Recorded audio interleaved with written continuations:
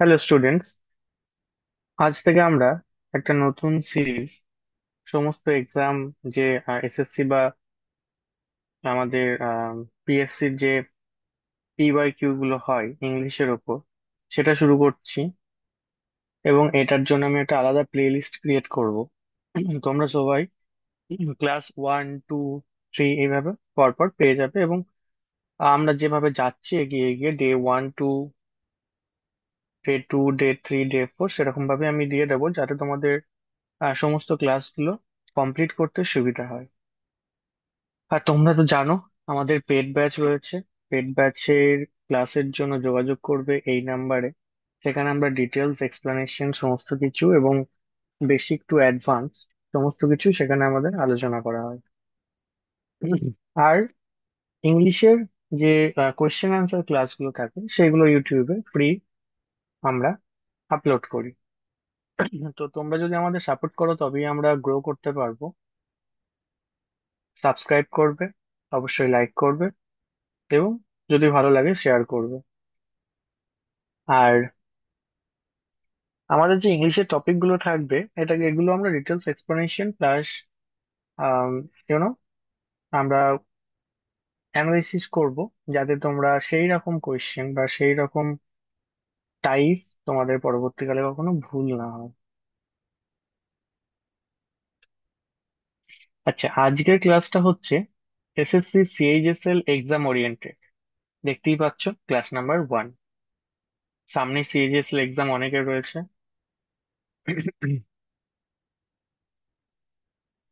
ওকে, first question দেখো কি বলেছে। The roof is being held up over 2 stone pillars. ছাদটা দুটো পাথরের পিলারের ওপরে রয়েছে। তো বলেছে the best substitution for the underline segment. আচ্ছা, আন্ডারলাইনটা দেওয়া হয়নি। ওকে, এখান থেকে হবে is being held up over. ঠিক আছে। তো দেখো, এখানে কি ভুল রয়েছে। আমরা কোনো একটা কোনো একটা বিষয়ের ওপর, কোনো একটা জিনিসের ওপর, কোনো একটা বস্তু বা কোনো একটা ব্যক্তি যখন ডিপেন্ড করে থাকে, বা কোনো কিছুর দ্বারা বোঝায়, তখন আমরা কি করি? আমরা ওভার ব্যবহার করি। The roof is being held up over, মানে পিলারের ওভার মানে ওপর বোঝাতে আমরা ওভার করব, যে পিলারের ওপর ছাদটা রয়েছে। ওভার মানে তো পিলারের সাপোর্টে, এটা তো বোঝাচ্ছে না, না? ওপরে রয়েছে বোঝাচ্ছে। বাট পিলারের সাপোর্টে, পিলারের দ্বারা ছাদটা দাঁড়িয়ে রয়েছে, সেই দ্বারাটা বোঝাতে আমাদের এই ওভারটা করা যায় না, তখন আমাদের বাই করতে হয়। তো সঠিক উত্তর হবে the roof is held up by 2 stone pillar. তাহলে রূপটা, ছাদটা দুটো স্টোন পিলারের দ্বারা দাঁড়িয়ে রয়েছে। ওভার হবে, হ্যাঁ, নট, সরি, বাই হবে, নট ওভার। ওভার কখনোই হতে পারে না। ওভার মানে তো ওপরে বোঝাচ্ছে কোনো কিছুর সাথে, কোনো কিছুর সাথে কানেক্টেড জিনিসের ওভার বলে আমরা জানি। ওপরে বোঝালে কানেক্টেড রয়েছে, বাট যদি অ্যাভব বলে তাহলে অনেক উপরে রয়েছে, কানেক্টেড নেই, এটাকে বোঝায় অ্যাভবের দ্বারা। বাট এখানে সেইগুলো কিচ্ছু ভাববো না। দুটো স্টোন পিলারের দ্বারা ছাদটা দাঁড়িয়ে রয়েছে, দুটো স্টোন পিলারের সাপোর্টে ছাদটা দাঁড়িয়ে রয়েছে, তাহলে কোনো কিছু সাপোর্ট, কোনো কিছুর দ্বারা বোঝালে কিন্তু বাই হয়, ওভার হয় না। এগুলো সবই সিএইচএসএল পরীক্ষায় আসা। আমি সালগুলো এখানে উল্লেখ করে দিইনি। তোমরা জানো এখন কোয়েশ্চেন অ্যানালিসিস এর প্রবলেম আছে। তো সিম্পল, তোমরা ভাবো এগুলো সবই কিন্তু এসছে কোনো না কোনো শিফটে। তো আমি আমার পেড ব্যাচের স্টুডেন্টদের বলেছি কোনটা কোন শিফটে এসছে বা কিছু, বাট আমি ইউটিউব ক্লাসে সেটা ডিসকাস করতে চাই না। নেক্সট দেখো, all the ladies of the colony assemble in temple and praise together on Sunday evening. Grammatical error কোনটা রয়েছে? all the ladies, সমস্ত লেডিস কলোনি এক জায়গা হয়েছিল, অ্যাসেম্বল হয়েছিল, ইন টেম্পল কোথায়? মন্দিরে, অ্যান্ড প্রেস টুগেদার এবং একত্রিত হয়ে তারা প্রে করেছিল, প্রার্থনা করেছিল, অন সানডে ইভিনিং। কবে? সেই রবিবারের যে সন্ধে, সেই রবিবারের সন্ধেবেলায়। তাহলে দেখো, all the ladies, of the colony assemble in temple. কলোনির সমস্ত লেডিস অ্যাসেম্বল হয়েছিল টেম্পলে, ঠিক আছে। অ্যান্ড প্রেস, দেখো দুটো সেন্টেন্স না এটা। All the ladies of the colony assemble in temple একটা, আর দে প্রেস টুগেদার, তাই তো? All the ladies press. তাহলে অ্যাসেম্বলটা তো ঠিক রয়েছে, মানে ভার্ব হিসেবে দেখো অল দ্য লেডিস এর সাথে এটা ঠিক রয়েছে, বাট প্রেসটা দেখতে পাচ্ছ, প্রেসটা কি রয়েছে? All the ladies, all the ladies সমস্ত মহিলা এর সাথে, এটা প্লুরাল সাবজেক্ট, তাহলে প্লুরাল সাবজেক্টের সাথে ভার্বটা কি হবে? প্লুরাল ভার্ব হবে তো। সিঙ্গুলার সাবজেক্টের সাথে কি হয়? সিঙ্গুলার ভার্ব, যদি হি থাকতো তাহলে প্রেজ হতো, বাট প্লুরাল সাবজেক্টের সাথে প্লুরাল সাবজেক্টের সাথে কি হবে? প্লুরাল ভার্ব, তাহলে প্লুরাল ভার্ব এখানে প্রেজ হবে। All the ladies pray, all the ladies, এটা তো প্রে হবে না। তাহলে এটা সাবজেক্ট ভার্ব এগ্রিমেন্টে ভুল রয়েছে। এখানে দেখো অ্যাসেম্বলটা ঠিক রয়েছে, বাট এখানে প্রেজ করে দিয়েছে, অল দা লেডিস এর সাথে প্রেজ হবে না, প্রে হবে, প্রে। তাহলে কোথায় ভুল রয়েছে? অ্যান্ড প্রেস টুগেদার, এটা ভুল রয়েছে। Next, the gardener said to the children please do not pluck any flower. তাহলে প্লিজ রয়েছে মানে এটা ইম্পারেটিভ সেন্টেন্স, তো ইম্পারেটিভ সেন্টেন্স এর ন্যারেশন চেঞ্জ কি হয়? ইম্পারেটিভ সেন্টেন্সের ক্ষেত্রে আমরা জানি রিকোয়েস্টেড, অ্যাডভাইসড, অর্ডার্ড, বা উইস্ট, এইগুলো করতে পারি। কোথায়? এই যে রিপোর্টেড, রিপোর্টিং যে ভার্ব, সেই রিপোর্টিং ভার্বে। ওকে, তো please do not pluck any flowers, কোনো ফুল তুলো না। তাহলে দ্য গার্ডেনার, এটা আমাদের কি হবে? প্লিজ আছে যখন রিকোয়েস্টেড হবে, রিকোয়েস্টেড দ্য চিলড্রেন, কি দিয়ে জয়েন হয় ইম্পারেটিভ সেন্টেন্স? টু দিয়ে জয়েন হয়। টু, আচ্ছা এখানে ডু নট আছে, তাহলে নটটা টু এর আগে চলে যাবে। Not to, not to, not to pluck any flowers কোথায় রয়েছে? The gardener requested the children, to the children তো হবে না, তাহলে অপশন নাম্বার বি একটাতেই রয়েছে, তাই তো? Next, so much as you are their class teacher, you are responsible for their performance in the examination. যেহেতু তুমি তার ক্লাস টিচার, তাই তুমি রেসপন্সিবল তাদের পরীক্ষার যে পারফরমেন্স তার জন্য। তাহলে সো মাচ অ্যাজ মানে, so much as you are their class teacher, so much as,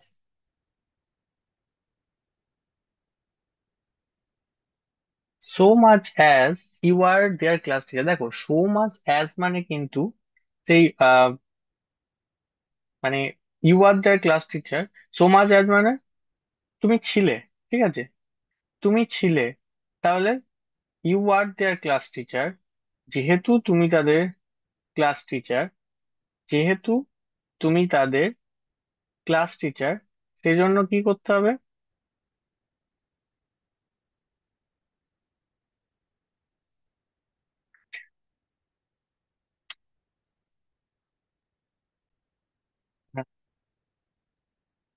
আচ্ছা, তাহলে দেখো সো মাচ অ্যাজ মানে হচ্ছে ছিলে কোনো কিছু হয়ে গেছে এরকম বলতে পারি আমরা। তাহলে you are their class teacher, এটা কোনো কন্ডিশনিং বোঝাচ্ছে না। তাহলে কন্ডিশনিং কিভাবে বোঝাবে? As long as, as long as, এটা মানে হচ্ছে যেহেতু, যেহেতু অ্যাজ লং অ্যাজ মানে হচ্ছে যেহেতু you are their class teacher, you are responsible for their performance in the examination, ঠিক আছে।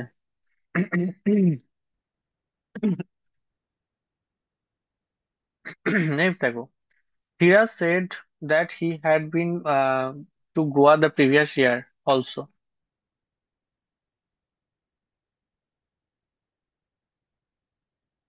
আচ্ছা, এটা ডাইরেক্ট স্পিচ কি হবে? ধীরাজ সেড, ধীরাজ সেড, ঠিক আছে। টোল তো হবে না, অপশন সি বাদ চলে গেল। হি had been to Goa, nice. তাহলে দেখো সেড রয়েছে, I have bin, he had been to Goa the previous year also. আচ্ছা, প্রিভিয়াস ইয়ার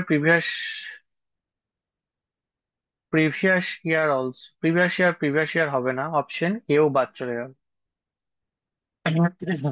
তাহলে সে বলছে যে হি হ্যাজ বিন, ধীরাজ বলছে সে, ধীরাজ সে that he had been to Goa, যে সে গোয়া গেছিল the previous year also, Dhiraj বলছে যে সে গেছিল।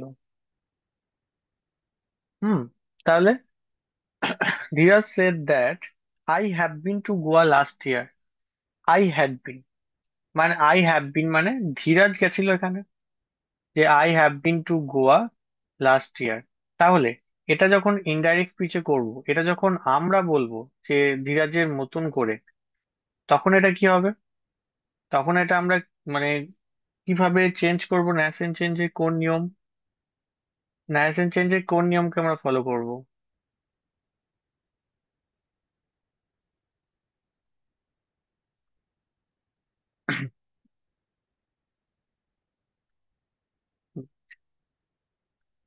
বেশ। হুম। দেখো that he had been to Goa, তো দ্য প্রিভিয়াস ইয়ার, দেখো এখানেও অপশন বি তে তো প্রিভিয়াস ইয়ার হয়েছে, প্রিভিয়াস ইয়ার, এটা দুটোই হবে না। অপশন সি তে দেখো I went to Goa, he has told আছে, তাহলে অ্যাপ্রোপ্রিয়েট হবে option D, I have been. তাহলে he had been to Goa last year. আচ্ছা, এর পুরোটা বোঝা যাচ্ছে না, যাই হোক। তাহলে এটাই হচ্ছে মানে মোস্ট অ্যাপ্রোপ্রিয়েট যাচ্ছে। কেন বলছি? কারণ দেখো ধীরাজ সেট, ঠিক আছে, এখানে দ্যাট লাগাবো আমরা, দ্যাট আইটা হি হয়ে যাবে, হ্যাভটা কি হবে, সেটের জন্য হ্যাড হয়ে যাবে, been to Goa, the previous ইয়ারটা লাস্ট ইয়ার হয়ে যাবে, last year also. Next, let's sit out in the sun, আন্য সেড, আন্য সেড, চলো সূর্যের আলোয় বা সূর্যের তাপে বসা যাক। তাহলে সে সাজেস্ট করছে, তাহলে অন্না, আনা সাজেস্টেড বলতে পারি, সাজেস্টেড, ইজ সাজেস্টিং হবে না, ওয়াজ সাজেস্টিং হবে না, হ্যাড সাজেস্টিং হবে না, একটাই পড়ে আছে, that we sit out in the San.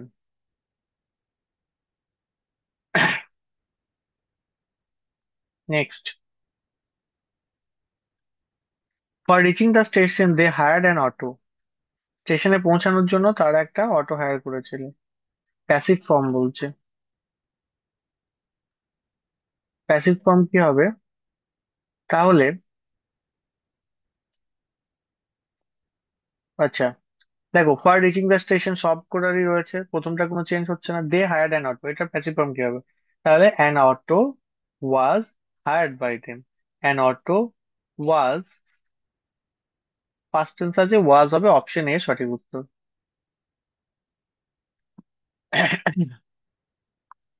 It is said that children who learn to use their body, mind, and emotions for their own well-being work dash the well-being of others.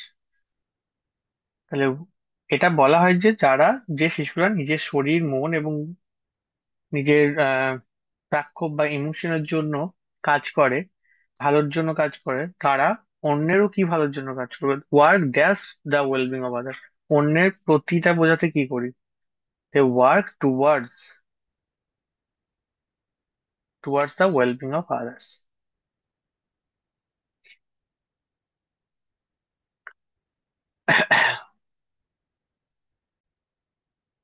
দেখো, you have clear the dash examination, have not you, you have clear the কি examination বলি আমরা, entrance examination.